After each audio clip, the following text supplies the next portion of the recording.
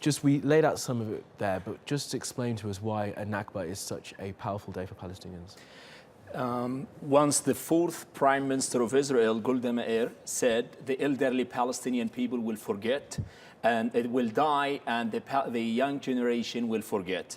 And that's why the Palestinians, whenever this 15th of May comes, they deliberately and in a way or another would love to convey message to the international community that this sacred right to return to their homeland is unforgettable. They're going to go back. That's why they make sure that even the elderly people who give testimonies make the young generation understand that they used to have one country that is called Palestine. That's why it's very important to the Palestinian.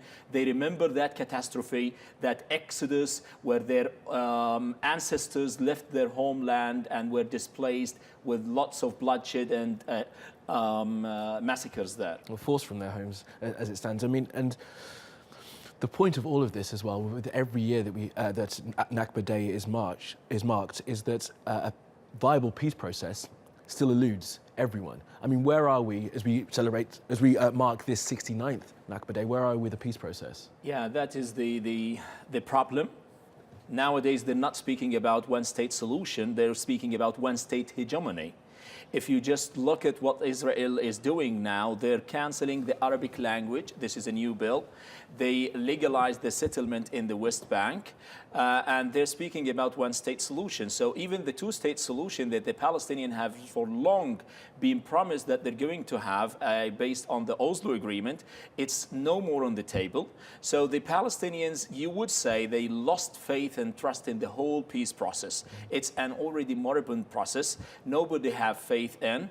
And nowadays, they're talking about the liquidation of the Palestinian cause at all, and even looking for an alternative homeland, maybe in the Sinai Peninsula or in Jordan. But how damaging, we mentioned the Palestinian municipal elections just before we spoke to you. How damaging is it that Hamas and Fatah can't get on the same page? It's a classic British tactic of divide and rule, isn't it?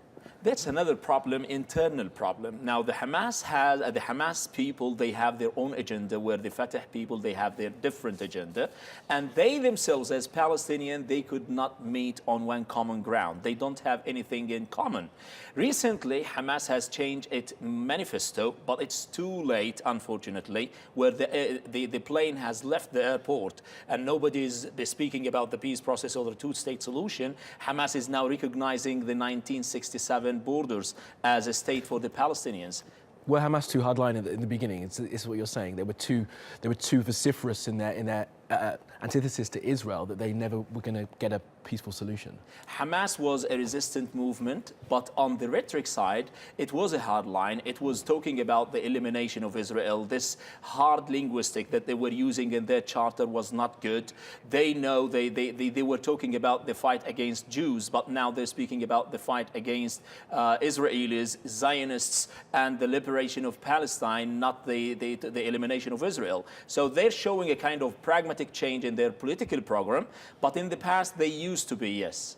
And as you say, do you think that it's now too late for Hamas to kind of row back and be more conciliatory? And where are the Israelis on this? I mean, Netanyahu says one thing and then behaves in a slightly different way. How much desire do you think it is on their part for them to have a peaceful solution to what's happening? That's the elephant in the room. Whenever, even Hamas, whenever they give some kind of concessions, the Israelis are asking for more.